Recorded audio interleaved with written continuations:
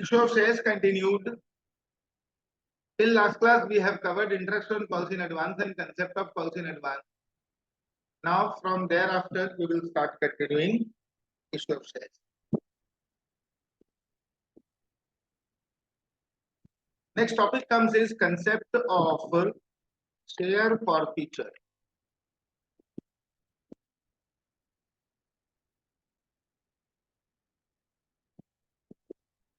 Concept of share forfeiture.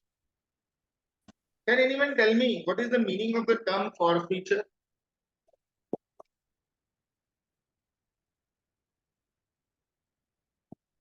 Anyone who can say that what is the meaning of the term forfeiture? जमा कर लेना sir. Forfeiture means what?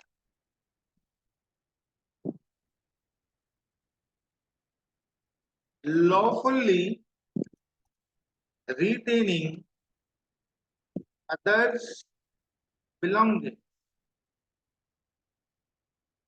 अगर आप किसी और की प्रॉपर्टी को रिटेन करते हो, रिफंड नहीं करते हो, और वो लॉफुली है, मतलब लीगली करेक्ट भी है, तो ऐसी एक्टिविटी को हम क्या बोलते हैं? फोरफीचर. जहां पर आपके पास किसी और की प्रॉपर्टी है और आप उसको रिफंड करने से मना कर देते हो, तो उसको हम फोरफीचर बोलते हैं. एक बंदा जब हमारी कंपनी के शेयर्स खरीदता है, कोई भी बंदा हो, और वो इंस्टॉलमेंट में पेमेंट की एग्रीमेंट पे साइन करता है कि वो पेमेंट इंस्टॉलमेंट्स में करे. थोड़े इंस्टॉलमेंट्स देने के बाद अगर वो बचे हुए इंस्टॉलमेंट्स पे करने से मना कर दे कि नहीं दूंगा, या फिर वो किसी भी कारण से नहीं पे कर पा रहा, तो कंपनी को 3 अधिकार मिलते हैं. फर्स्ट, क्या अधिकार है कंपनी का? Company can cancel shares. Second, company shall retain the amount already paid. Third,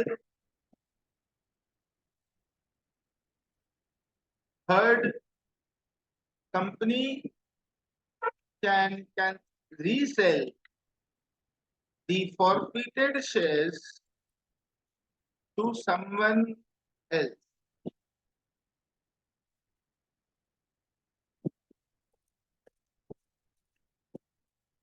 company 3 अधिकार पा जाती है अगर कोई बंदा कॉल्स इन अरियर का पेमेंट नहीं. एक स्टूडेंट के मन में ये सवाल जरूर रहता है कि सर, हम लोग पीछे में कॉल्स इन अरियर पढ़ के आए, और जब हमने कॉल्स इन अरियर पढ़ा तो वहां पे एक बंदा ऐसा था जिसने शेयर्स की पेमेंट नहीं की, फेल कर गया, तो ये कब तक चलेगा? सर, लॉ यही बोलता है कि मिनिमम 2 रिमाइंडर देने के बाद और with minimum interval of 1 month, मतलब 1 महीने के अंतर पर मिनिमम कंपनी 2 बार रिमाइंडर देगी कि सर आपका पैसा बाकी है, आप दे दीजिए. इसके बाद उसके बाद भी अगर बंदा आपको पेमेंट नहीं करता, यहीं से शुरू, उसके बाद भी बंदा आपको अगर पेमेंट नहीं करता, तो कंपनी आपके शेयर को फॉरफिट कर सकती है. और अगर कंपनी फॉरफिट करती है तो उसके 3 मेजर इफेक्ट आते हैं. पहला, आपके नाम पे जो शेयर्स है वो कैंसिल हो जाएंगे. You will no more be considered as owner of such share. You will no more be considered as share holder of those share. Second, आप जो फॉरफीचर तक पे कर चुके होंगे वो आपको रिफंड नहीं मिलेगा. एंड तीसरा, आपसे शेयर छीन लेने के बाद कंपनी अगर चाहे तो वो शेयर किसी और को फॉरफिट कर सकती है, सॉरी, री इशू कर सकती, रीसेल कर सकती. जस्ट बिफोर फॉरफीचर कंपनी की स्टेटस क्या हो सकती है? It can be bank account debit, calls in arrear account debit to equity share capital.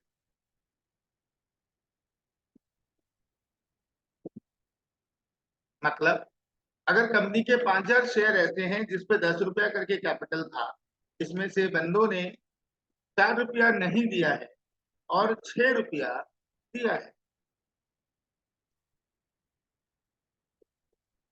तो जितना मिल चुका वो बैंक में है, जो नहीं मिला वो कॉल्स इन अरियर में है, और टोटल वैल्यू शेयर कैपिटल की 10।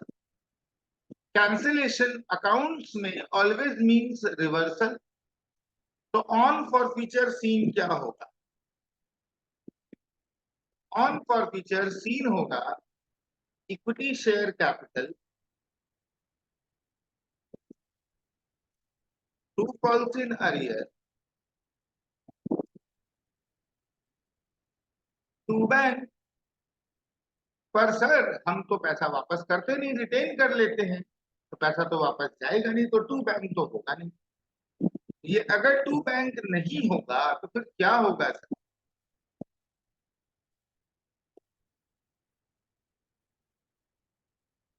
टू बैंक अगर नहीं होगा तो फिर टू फॉर फ्यूचर होगा।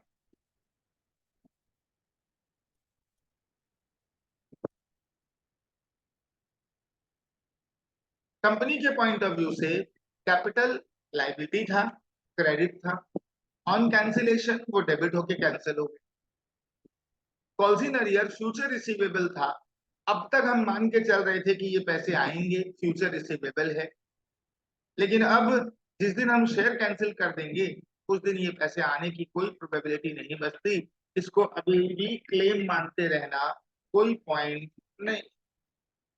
अब क्योंकि क्लेम मानते रहना कोई पॉइंट नहीं है, इसको क्रेडिट करके हम कैंसिल कर देते, और जो पैसा हम पा चुके, मिल चुका हमें, हम उसको वापस नहीं कर रहे, ये मेरे लिए फायदा है। क्योंकि शेयर जब कैंसिल होता है तो वो शेयर कंपनी के पास वापस आ जाता है, शेयर होल्डर के पास जो शेयर था वो कंपनी के पास रिफंड आ जाता है। तो हम जो सामान इंस्टॉलमेंट में बेचे वो सामान भी वापस आ गया, और जो पैसा मिल चुका वो पैसा भी हम वापस नहीं किए। तो जितना पैसा मेरे पास बच गया जो हम वापस नहीं किए, वो पैसा मेरा फायदा है। फायदा है, all incomes and gains are suppose to be credited. तो हम इसके बदले में क्या लिखते हैं यहाँ पर? Share for. सर अगर हमारे क्वेश्चन में प्रीमियम हुआ तो, प्रीमियम होगा तो क्या सीन? हम लोग का सीन होगा bank account debit, sir calls in arrear account debit to equity share capital to security premium. यही तो सीन होगा। मान लीजिए 5,000 शेयर्स के ऊपर में 10 रुपए कैपिटल का था, इन्हीं 5,000 शेयर्स के ऊपर में 5 रुपया या 3 रुपया प्रीमियम का था, जिसमें से 5,000 शेयर पे बंदे ने 6 रुपया नहीं दिया है और 5,000 शेयर पे 7 रुपया दिया है। मैं ये मान लेता हूं कि इन 5,000 शेयर में 7 रुपया जो मिला है उसमें से 5+2 है, इधर में 5+1 है। क्या मतलब हुआ इसका?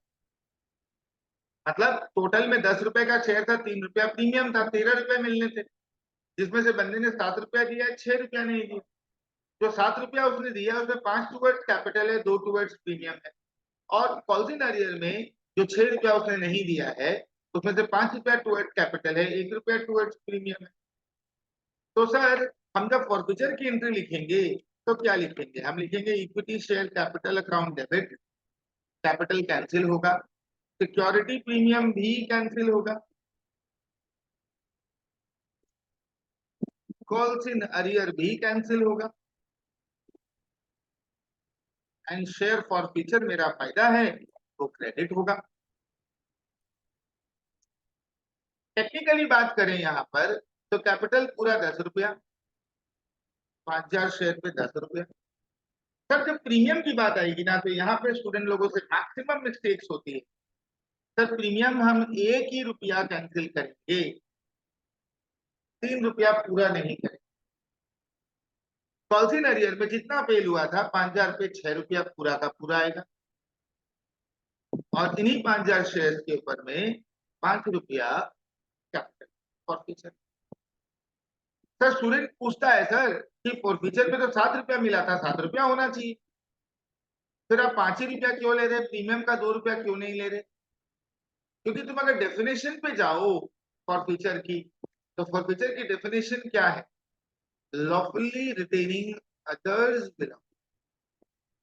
अगर कंपनी को कैपिटल के 5 मिले हैं, प्रीमियम के 2 मिले हैं, तो जो 5 कैपिटल का मिला है वो कंपनी का लायबिलिटी है, लेकिन 2 रुपया प्रीमियम जो है वो कंपनी का प्रॉफिट है, जो कंपनी का खुद का है। अगर मेरा खुद का पैसा है तो हम उसको फॉरफिट क्यों करें? कौन अपनी खुद की वाइफ को किडनैप करके ले जाता है, भगा के ले जाता है? दूसरे की वाइफ भगा के ले जाएगा ना ऋषिराज? क्या ऋषिराज? हाँ सर। दूसरे की वाइफ को भगाएगा कि खुद की वाइफ को भगा के ले जाएगा? दूसरे की। हाँ, आदमी ठीक नहीं है, तुम दूसरों की वाइफ पे गलत नजर रखता है।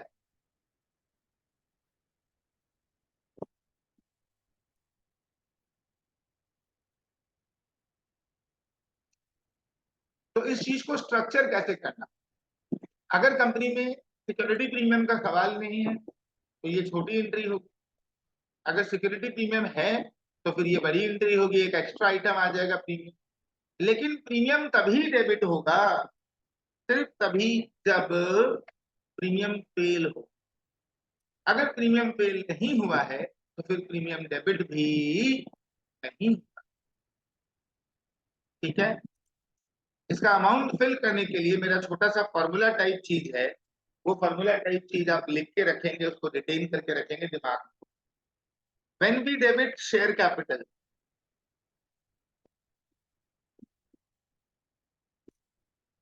Number of share forfeited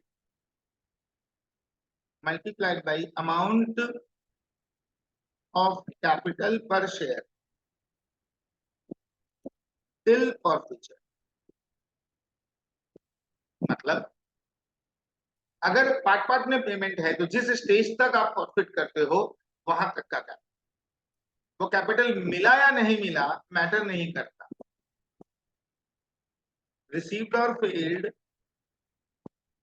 does not matter.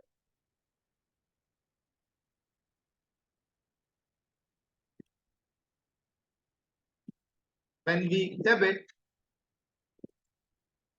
Security premium,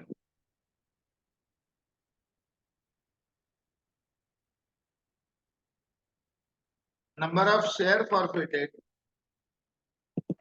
multiplied by amount of premium paid per share। Premium का वही पार्ट लेंगे जो फेल हो गया।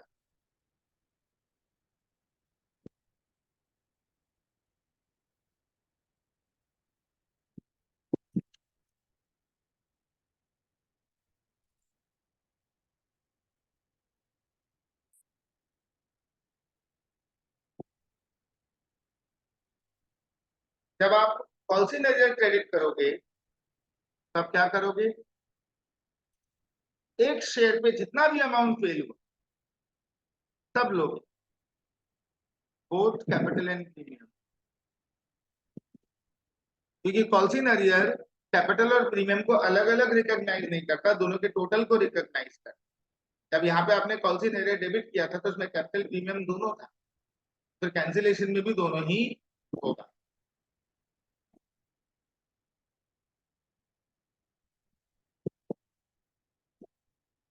When we credit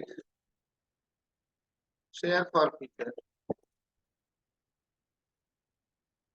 it will be number of shares forfeited multiplied by amount received towards capital per share। जो जो amount मिला उसमें से कैपिटल के टुवर्ड्स जो पैसा मिला खाली वही फॉरफीचर में जाएगा, नॉट दी फुल अमाउंट। तो यहाँ पर हमको 7 रुपया मिला था, लेकिन 7 रुपया में से टुवर्ड्स कैपिटल कितना मिला था? 5। वो 5 रुपया ही शेयर फॉरफीचर में जाए। तो जब आप कैपिटल डेबिट करोगे, जिस स्टेज पे आप शेयर फॉरफिट करोगे वहां तक का कैपिटल वैल्यू, वो फेल हुआ या मिला मैटर नहीं करता। प्रीमियम का वो पार्ट जो फेल हो गया, कॉल्सिंग अरियर का वो पार्ट जो आपने टोटल में फेल करवाया है, और फॉरफीचर में वो पार्ट जो है टुवर्ड्स कैपिटल और मिल भी गया है।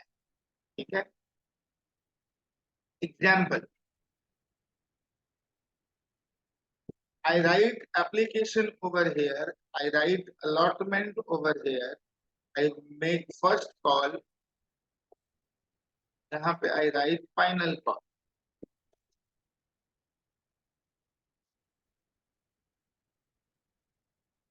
यहाँ पे वैल्यू लिखते हैं 3+2, यहाँ लिखते हैं 4+1, यहाँ लिखते हैं 2+1, यहाँ लिखते हैं 1+1।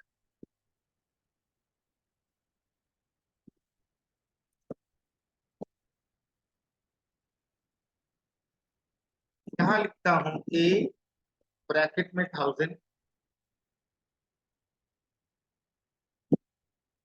यहाँ पे लिखते हैं B ब्रैकेट में 300, यहाँ पे लिखते हैं C ब्रैकेट में 800, यहाँ पे D ब्रैकेट में 500, यहाँ पर E ब्रैकेट में 200। इसने ये पे किया, ये भी पे किया, ये भी पे किया, ये फेल किया, और इसका शेयर यहीं पे परफेक्ट। इस बंदे ने ये पे किया, ये भी पे किया, ये फेल किया, ये भी फेल किया, और यहीं पे उसका शेयर परफेक्ट। इस बंदे ने ये पे किया, ये फेल किया, ये भी फेल किया, और यहीं पे उसका शेयर परफेक्ट।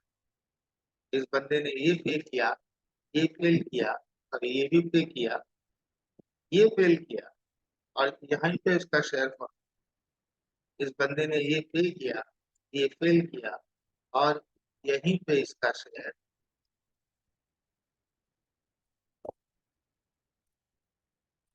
और नीचे क्वेश्चन नहीं बताया कि किसका कितना शेयर हमने फॉरफिट किया है। जब आपका क्वेश्चन ना बताए कि कौन से बंदे का कितना शेयर फॉरफिट हुआ, तो आपको मान लेना चाहिए उसके पास जितने शेयर थे सारे फॉरफिट। और अगर क्वेश्चन बोल देता कि एक 1000 शेयर थे बट हमने 700 ही फॉरफिट किए, तो आप 700 के लिए सॉल्व करें, कोई दिक्कत। आपकी जनरल एंट्री क्या होती थी? Equity share capital, count debit, security premium, count debit, to calls in arrear, to share forfeiture.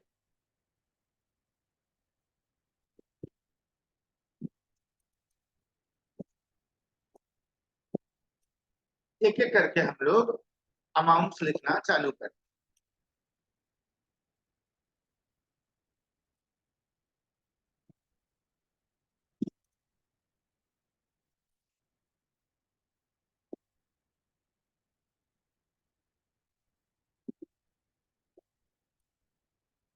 Rules क्या थे हमारे? जब हम कैपिटल डेबिट करते हैं तो जिस स्टेज पर हमने शेयर फॉरफिट किया वहां तक का कैपिटल वैल्यू, यही था ना? बोलो। तो एक के शेयर कब फॉरफिट हो रहे हैं सर? फाइनल कॉल के बाद फॉरफिट हो रहे हैं क्या? तो यहाँ तक का कैपिटल वैल्यू पूरा 10 रुपये है सर। यहाँ पे हम 1000 × 10 करेंगे।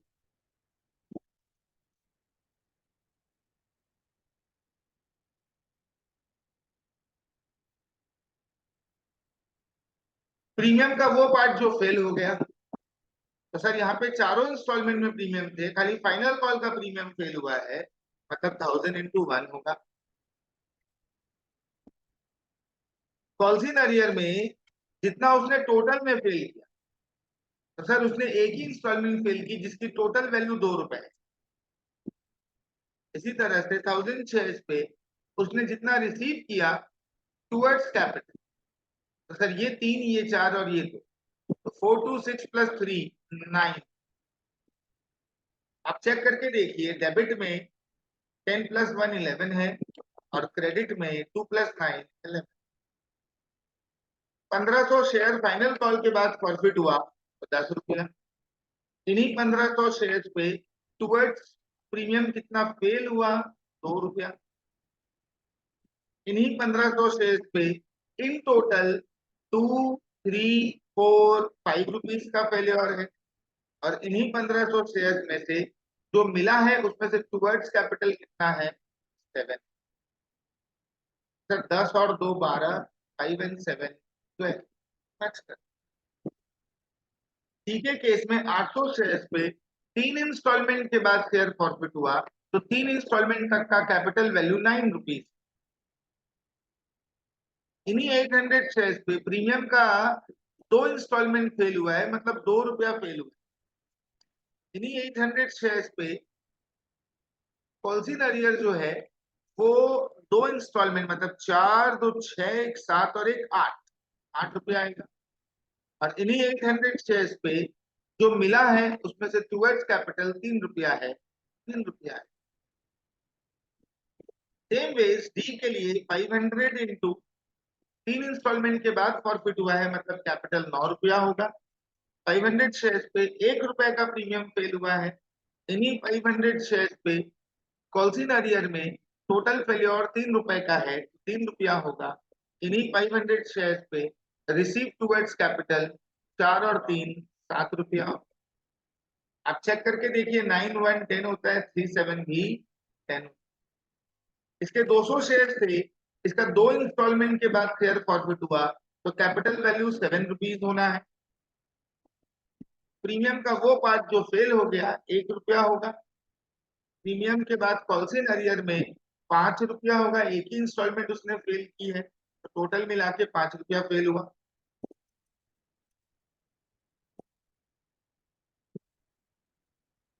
इन्हीं 200 शेयर्स के ऊपर में जो मिला उसमें से टुवर्ड्स कैपिटल कितना है, 3 रुपया है। सर वो 3 रुपया इधर, 7 और 1 8, 5 और 3। आप बताइए फॉरफीचर की एंट्री और उसके अमाउंट फिलिंग को लेकर पहले से जो जानते थे उसमें कितना एडिशन हुआ और प्लस ये कितना कंफर्टेबल है समझने के लिए।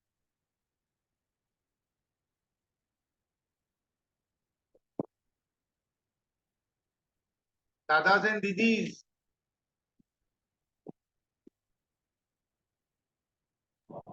हाँ सर। ये ओके। और जो मेरा जनरल प्रोसीजर है सिखाने का, अब आता है प्रैक्टिस एग्जाम्पल। ये प्रैक्टिस एग्जाम्पल आप लोग खुद से सॉल्व करते हैं, मतलब मैंने एक एग्जाम्पल करवा के दिया, सेकंड एग्जाम्पल आप खुद से करने वाले।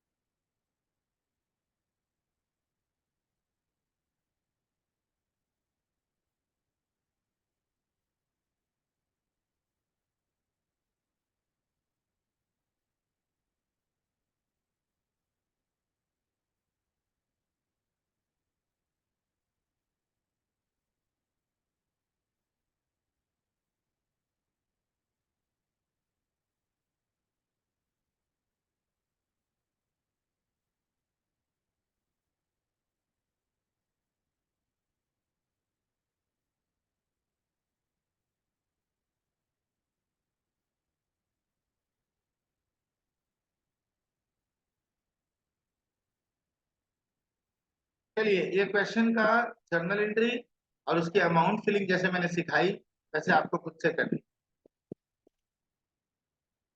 ये वाला सोल्यूशन तो आप कॉपी कर ही चुके हो, तो आपका डेटा तो है ही, फॉर्मूला भी आपके पास है ही, इसको सॉल्व कर। ये वाली जर्नल एंट्री हम लोग को लिखनी है और ए से लेके ई तक के लिए हम लोग को वैल्यूज पुट। चलिए थोड़ा कीजिए फटाफट।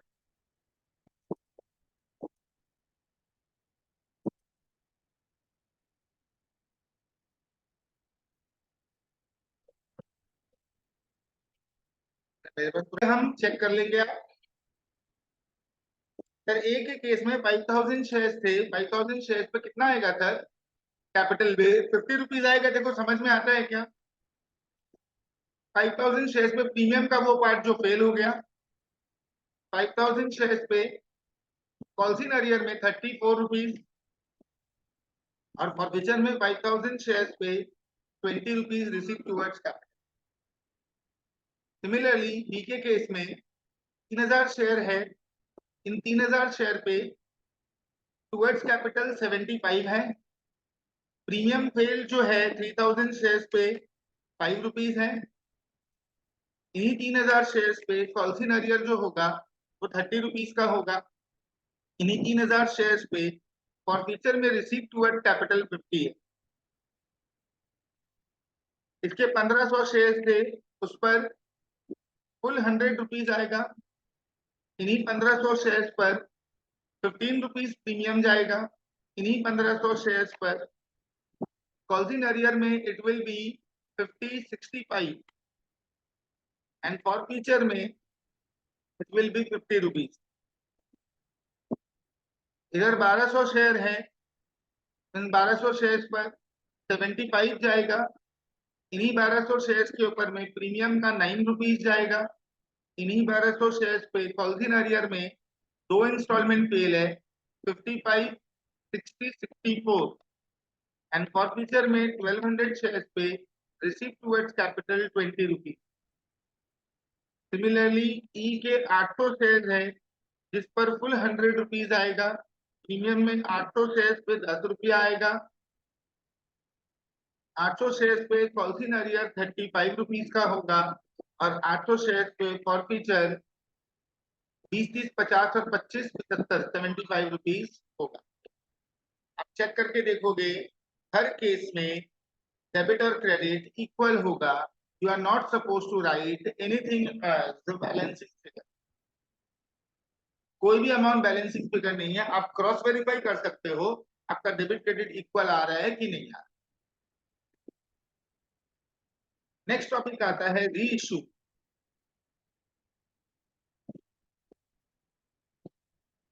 री इशू नेक्स्ट मीटिंग में स्टार्ट करते हैं तुरंत, 1 मिनट में ओवर होने वाला है ये।